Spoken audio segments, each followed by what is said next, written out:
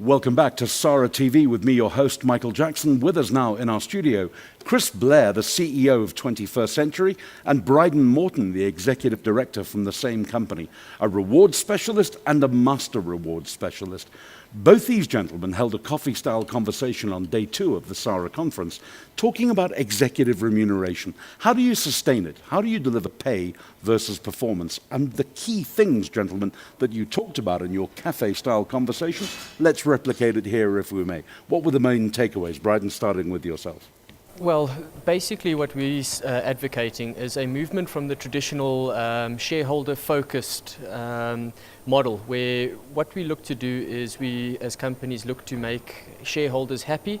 We set out all our performance metrics around financial measures, and we forget about the rest of our stakeholders. Yes. And ultimately, your shareholders are actually your most fickle of your stakeholders, because they can up and leave at any point in time. Very volatile people. Yeah. And they seek short-term results, whereas the communities and your employees, these individuals are actually more of your long-term stakeholders within the organization, and they are the ones that you should really focus on if you want to create value beyond purely financial value with your company. Brilliant. Turning to you then, Chris, if I may, how do you put that focus on this subject? So basically, as Bryden said, people have focused on those financial measures. There's the triple bottom line, which is people, planet, and profit. Yeah. So profit has been the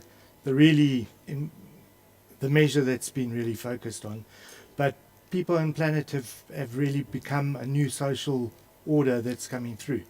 So another way to describe it is that a stakeholder would be your customers, as an example. And if you don't keep your customers happy, your brand goes and your business dies. So this is about sustainability.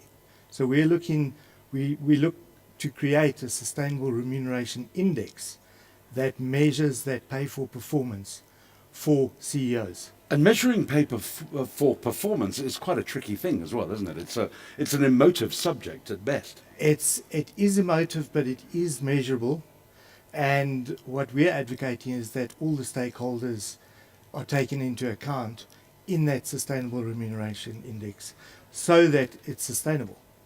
And to put it in a nutshell, we actually rank in South Africa all the CEOs with a sustainability measure against their pay, and then we forecast or predict whether they are being overpaid or underpaid. Wow. And clients that you're working with at this point in time, quite happy in terms of the outcomes you're producing?